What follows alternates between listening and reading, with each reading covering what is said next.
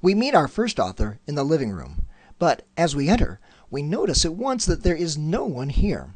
Imagine, as if on cue, from the hallway a man enters to greet us, a man by the name of Robert Putnam. He is the author of Bowling Alone, The Collapse and Revival of American Community. The Internet is not about technology. It is not about information. It is about communication, people talking with each other, people exchanging email. The Internet is mass participation in fully bidirectional, uncensored mass communication. Perhaps you're wondering, do people seeking spiritual truth use the Internet? Before Putnam can answer, the smell of coffee draws us to the kitchen.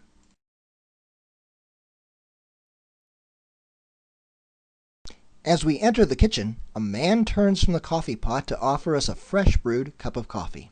Imagine that he is George Barna, the author of Growing Your Church from the Outside In.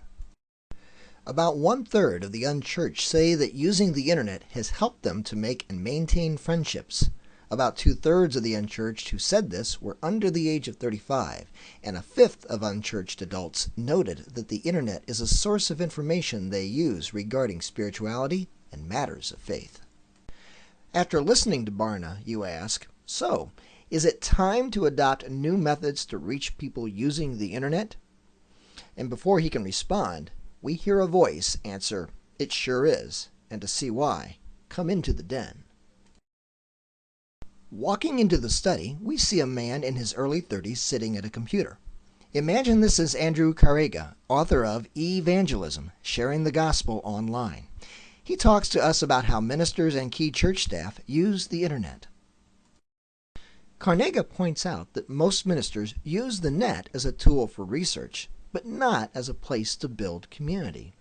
He argues that instead of talking about static websites as online ministry, we should talk about the dynamic conversations springing up all over the Internet, on blogs, in chat rooms, over instant messaging, and on the various forums and Usenet groups. Looking at the assembled authors, you ask, so, if everyone is looking to find community on the Internet, how do we go about helping them do that? From the library, 2 voices respond to our question, and they say, "We thought you'd never ask." We are welcomed into the library by 2 gentlemen whom we imagine to be John Hagel III and Arthur Armstrong. They are the co-authors of NetGain, Expanding Markets Through Virtual Communities, and begin to explain their concepts about building virtual communities online. The travel industry is essentially made up of a community of small groups.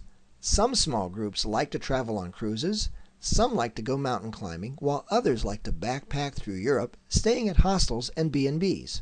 Each one is a community all to itself, but shares a common need to provide their members with air flight bookings, car rentals, hotel accommodations, and other services.